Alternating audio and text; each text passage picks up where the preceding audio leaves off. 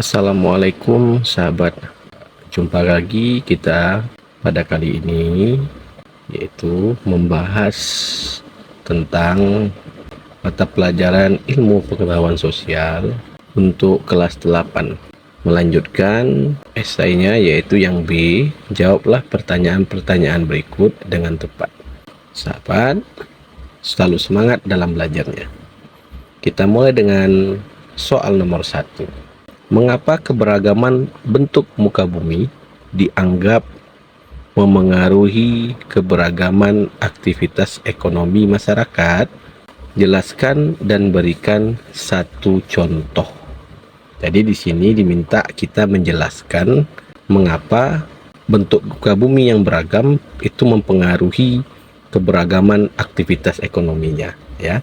Aktivitas ekonomi ini, sahabat, ya, agar sahabat paham itu adalah profesi dari masyarakatnya di suatu tempat, ya. Jadi kenapa ini bisa terjadi? Itu dikarenakan faktor bentuk muka bumi, yaitu ada daratan tinggi, ada daratan rendah. Tentu dengan hal seperti itu, daya saing, ya, atau daya beli dari sumber daya alamnya itu juga mempengaruhi mata pencaharian masyarakatnya. Satu contoh, di daratan tinggi tentunya masyarakat akan mencoba berkebun, ya sahabat, ya, di suhu yang cukup tinggi itu atau cukup rendah itu, ya, maka akan lebih cocok itu untuk berladang atau bertani, seperti membuat perkebunan kopi, ya, menanam sayur-sayuran di tempat seperti itu. Itu contohnya, ya sahabat, ya. Kemudian contoh selanjutnya adalah kalau di daratan rendah itu masyarakatnya profesinya lebih bervariasi, ya. Ada yang jadi karyawan juga, ada juga yang berada di industri, ya sahabat, ya. Jadi bermacam-macam. Jadi faktornya itu dikarenakan perbedaan bentuk permukaan bumi, ada yang daratan tinggi dan ada daratan rendah. Baik sahabat, mulai kepada nomor 2, ya. Iklim, cuaca, dan lingkungan hidup saling memengaruhi satu sama lain. Iklim terbentuk karena adanya interaksi yang kompleks antara atmosfer, litosfer, hidrosfer, dan biosfer. Apa saja pengaruh iklim dalam bidang lingkungan hidup?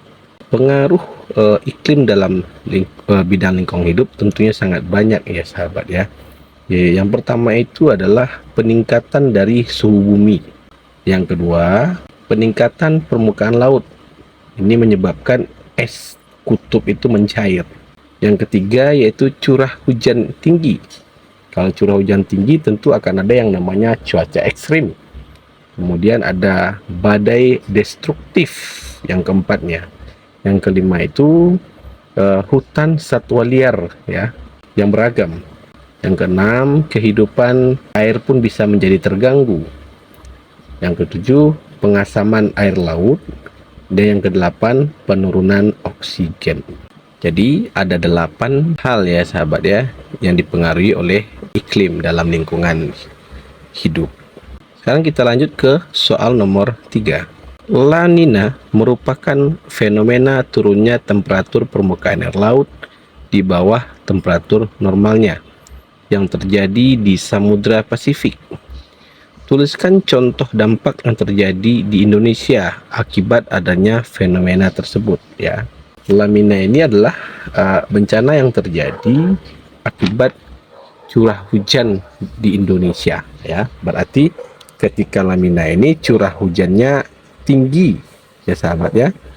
Kalau El Nino itu malah dia akan menjadi kemarau.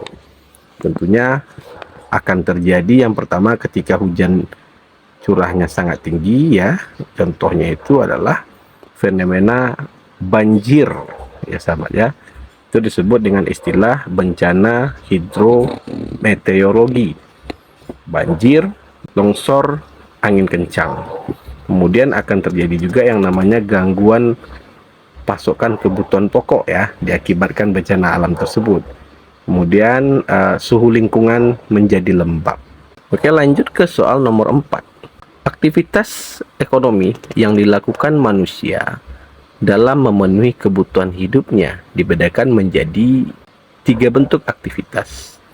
Jelaskan dan berikan contoh salah satu bentuk aktivitas ekonomi yang kamu pahami. Jadi di sini yang diminta itu yang kita pahami aja ya sahabat ya. Sebelum kita bahas salah satunya, tentu sahabat sudah paham dan tahu harusnya bahwa bentuk aktivitas ekonomi itu ada produksi, distribusi, dan konsumsi. Sekarang kita jelaskan bentuk salah satu dari 3 tersebut. Yang paling gampang itu adalah konsumsi ya sahabat ya. Bentuknya adalah menghabiskan atau mendapatkan pelayanan ya. Kegiatannya menghabiskan barang dan jasa. Konsumsi tentunya bisa makan sehari-hari ya sahabat ya, membeli pakaian, itu bisa masuk ke kategori konsumsi juga ya sahabat. Baik, kita lanjut ke soal nomor 5. Perdagangan mengacu pada pertukaran barang dan jasa antara 2 atau lebih individu atau negara yang saling menguntungkan atau memberikan manfaat dan didasarkan atas kehendak sukarela dari masing-masing pihak. Apa saja manfaat perdagangan antar pulau? Jelaskan. Manfaat dari perdagangan antar pulau ini ya, yang pertama yaitu menyediakan alternatif kebutuhan pokok ya. Jadi setiap daerah, setiap wilayah itu mempunyai potensi sumber daya alam yang berbeda-beda. Maka apabila ada perbedaan, tentu di suatu tempat itu ada jenis kebutuhan A misalnya, kemudian di tempat lain tidak ada, maka harus ada yang namanya perdagangan agar saling melengkapi. Kemudian yang kedua itu manfaatnya adalah meningkatkan produktivitas ya. Jadi dengan adanya perdagangan antar pulau tentu ada permintaan antar barang dan jasa dari pulau tertentu ya, yang mempunyai potensi yang berbeda dengan pulau yang lainnya, maka akan ada produktivitas yang lebih tinggi.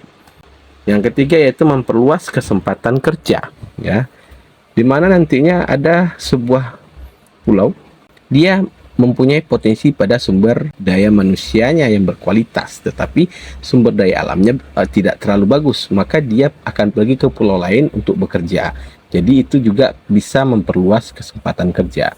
Yang keempat yaitu mengembangkan hubungan komunikasi ya, agar kita saling mengenal ya sahabat ya, di mana dengan adanya hubungan perdagangan dengan wilayah lain, maka wilayah tersebut akan menjalin komunikasi yang baik.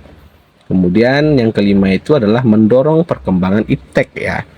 Ya tentunya dengan jarak tempuh kita akan mengembangkan sistem transportasi yang efisien agar perdagangannya menjadi lebih efektif.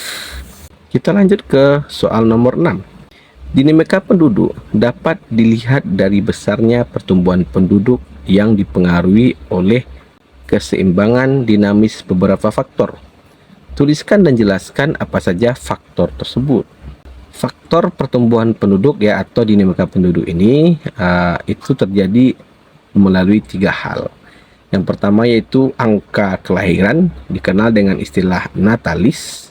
Kemudian ada angka kematian yaitu mortalitas, dan yang terakhir atau yang ketiga yaitu imigrasi penduduk itu sendiri. Baik, kita lanjut ke soal nomor 7. Angka kelahiran menjadi salah satu faktor yang dapat memengaruhi pertumbuhan penduduk.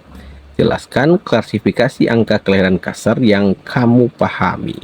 Angka kelahiran kasar itu adalah angka yang menunjukkan jumlah kelahiran atau hidup per 1000 penduduk pada pertengahan tahun tertentu. Ini digunakan ilmuwan ya sebagai alat untuk memprediksi populasi suatu negara di masa depannya. Jadi itu adalah pengertian dari angka kelahiran kasar ya.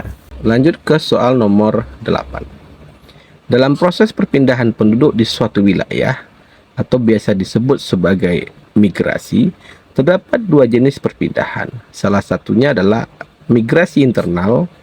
Jelaskan proses migrasi internal yang ada di Indonesia. Oke. Migrasi internal ini berarti adalah imigrasi yang dilakukan oleh penduduk dari wilayah ke wilayah lain ya, dalam satu kawasan negara. Yang pertama itu kita kenal yaitu dengan istilah transmigrasi ya sahabat ya. Transmigrasi ini biasanya adalah perpindahan penduduk dari tempat yang padat ke yang jarang ya. Kemudian ada istilah urbanisasi ya, itu dari tempat yang jarang ke yang padat ya sahabat ya. Kemudian ada yang ketiga itu ruralisasi ya, dari kota besar ke kota kecil ya, mirip-mirip dengan urbanisasi juga dia. Oke, kita lanjut ke soal nomor 9. Kota X memiliki penduduk yang cukup padat pada tahun 2001. Terdapat 760 bayi yang lahir dan jumlah penduduk yang meninggal itu adalah 430 jiwa. Sementara itu, penduduk yang pindah bekerja ke luar negeri berjumlah 78 jiwa dan penduduk yang kembali dari luar negeri sebanyak 157 jiwa. Hitunglah jumlah pertumbuhan penduduk kota X tahun 2021 ya. Jadi untuk menghitung jumlah pertumbuhan penduduk itu, maka kita gunakan yang namanya rumus P sama dengan buka kurung L kurang M tutup kurung ditambah buka kurung lagi I kurang E. L itu adalah lahir atau angka kelahiran, M itu adalah angka kematian. Kemudian I adalah kode untuk yang menetap ya. Kemudian E itu untuk yang keluar. Jadi ketika kita masukkan rumusannya ya, 760 itu angka kelahiran dikurang dengan angka kematian yaitu 430. Hasilnya adalah 330 jiwa. Itu untuk penduduk dalam ya sahabat ya, 330 jiwa. Kemudian kita kurangi lagi angka orang yang masuk dan angka orang yang keluar ya. Dapatlah di situ angka lainnya yaitu 157 dikurang 78 yaitu 79 jiwa. Kemudian kita jumlahkan 330 jiwa ditambah 79 jiwa, maka hasilnya adalah 409 jiwa. Jadi penduduk kota X di tahun 2021 adalah 409 jiwa. Baik, kita masuk ke soal nomor 10. Indonesia memiliki keberagaman dalam banyak hal. Salah satunya adalah dasar segi budayanya. Jelaskan apa saja keberagaman budaya yang dimiliki oleh Indonesia. Keragaman budaya di Indonesia itu tak lepas dari luasnya wilayah Indonesia ya sahabat ya, dan juga bentuk relief permukaan buminya, letak geografisnya, letak geologisnya itu banyak sekali ya. Kalau kita sebutkan contoh keberagaman budaya di Indonesia itu sangat banyak. Kita mulai dari yang pertama yaitu keberagaman adat istiadat ya. Kemudian yang kedua itu adalah rumah adat. Yang ketiga tarian daerah. Yang keempat itu alat musik. Yang kelima pakaian tradisional. Yang keenamnya adalah makanan atau kuliner. Yang ketujuh yaitu lagu daerah, dan banyak lagi contohnya ya sahabat ya. Baik sahabat, sampai di sini dulu pembahasan kita kali ini. Kita lanjut di part selanjutnya. Sampai jumpa kembali sahabat. Assalamualaikum warahmatullahi wabarakatuh.